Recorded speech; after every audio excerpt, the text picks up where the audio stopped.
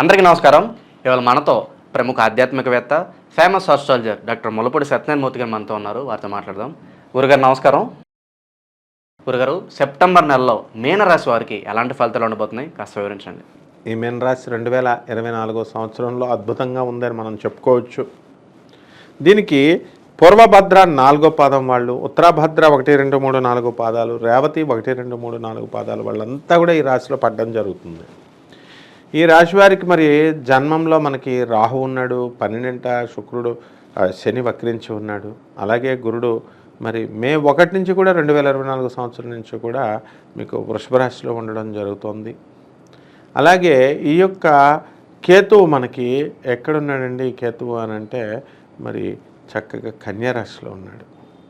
ఈ రవి బుధులు ఇద్దరు కూడా సింహరాశిలో ఉన్నప్పటికీ కూడా ఆ బుధుడు కర్కాటక రాశిలోకి వెళ్ళడం జరుగుతుంది.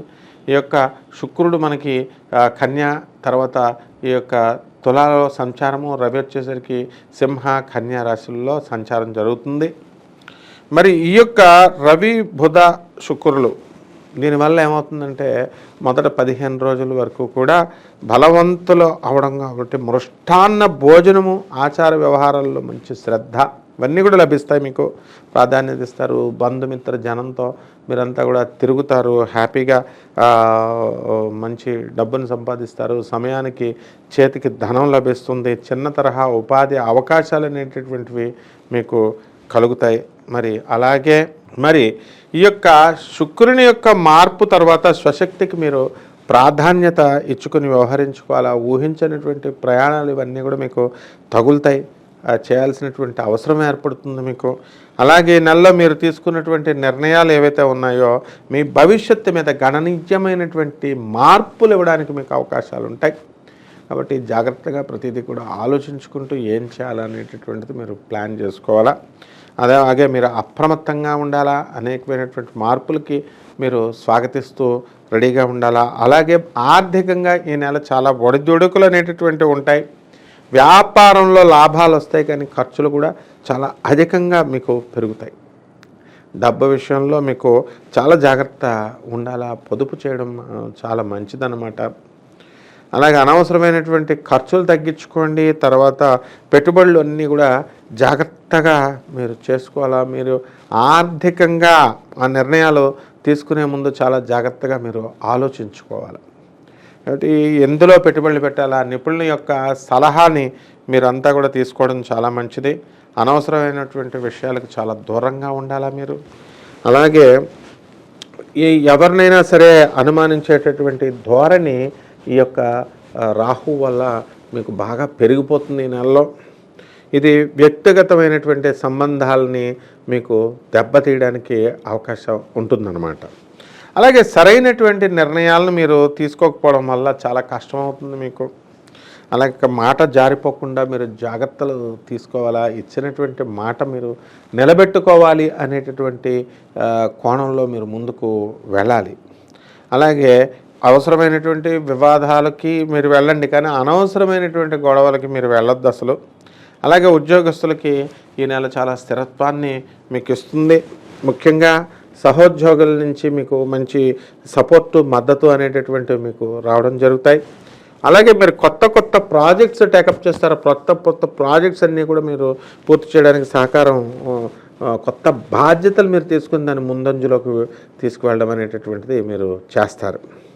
అలాగే కెరీర్ పరంగా మీరు అధికారాన్ని చూపించేటటువంటి బృహస్పతి మరి మీకు 3వ ఇంట్లో ఉండడం వల్ల మీ కృషికి తగినటువంటి ఫలితం మీకు దక్కుతుంది. అయితే సోమరితనం అనేటటువంటిది చాలా ఎక్కువగా ఉంటుంది. ఈ సోమరితనం వల్ల మిమ్మల్ని ఎవరు కూడా అర్థం చేసుకోరు, నమ్మలేరు. వస్తారన్న టైంకి వెళ్ళలేకుండా ఇలా చేస్తూ ఉంటారు. మరి కొత్త అవకాశాల కోసం వెతుక్కోవడానికి మీ నైపుణ్యాలను మీరు చూపించాల్సినటువంటి, మెరుగుపరుచుకోవాల్సినటువంటి అవసరం మీకు బాగా ఏర్పడుతుంది. ఇది చాలా మంచి సమయం. మీరు మీ పనిని పూర్తిగా దృష్టి పెట్టాలి. కష్టపడి పనిచేస్తే మంచి గుర్తింపు అనేటటువంటిది మీకు లభిస్తుంది. విద్యార్థులకి ఈ నెల చాలా బాగుంటుంది.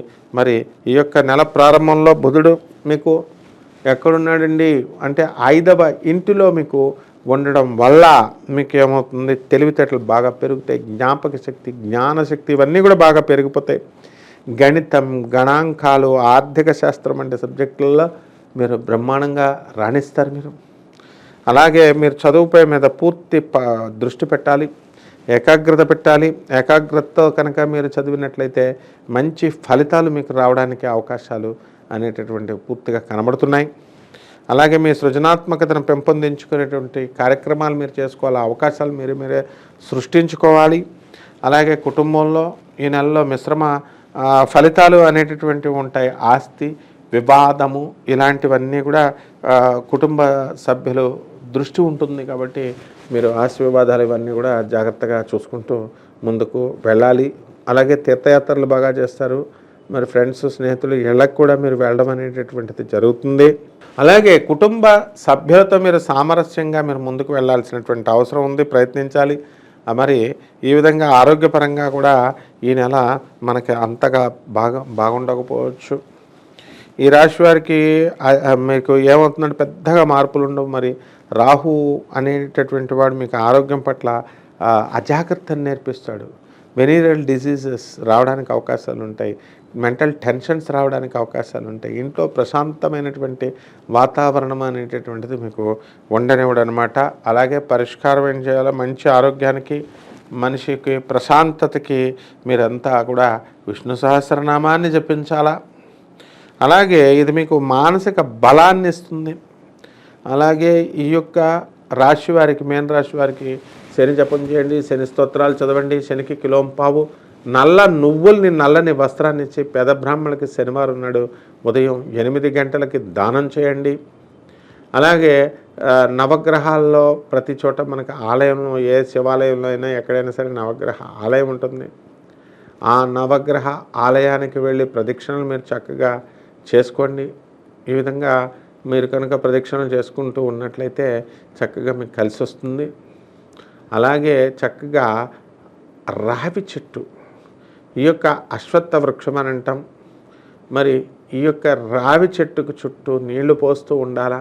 కనీసం 21 సార్లు అయినా సరే మీరు ఈ అభిషేకం చేయాలా. 21 సార్లు మీరు చక్కగా ఆ యొక్క స్వామివారికి మీరు సేవలు చేసుకోవాలా. ఓం శనేశ్వరాయ నమః అనే మంత్రంతో మీరు చక్కగా శనీశ్వరుడికి జపం చేసుకోవాలా. తర్వాత నల్ల నువ్వుల్ని, నల్లని వస్త్రాన్ని పేద బ్రాహ్మణులకి శనివారం నాడు అధిక పారితోషికాన్ని ఇచ్చి మీరు చక్కగా దానం చేయండి. అలాగే మీకు మందాపురం, మనకి వికారాబాద్కి వెళ్ళేటటువంటి దారిలో మందాపురం అనేటటువంటి గ్రామం ఉంటుంది. ఆ గ్రామానికి వెళ్ళండి. అలాగే ఆంధ్రాలో మనకి రావులపాలెం దగ్గర మందపల్లి అనేటటువంటి గుడి ఉంటుంది, స్వయంభూ యొక్క శనీశ్వర ఆలయం. అక్కడికి వెళ్ళండి, దర్శనం చేసుకోండి. అలాగే గాణగాపురంలో కల్లేశ్వరం అని ఉంటుంది. అక్కడ శని మహారాజు మీకు చక్కగా స్వయంభూగా వెలిశాడు. శని జగద్గురువు.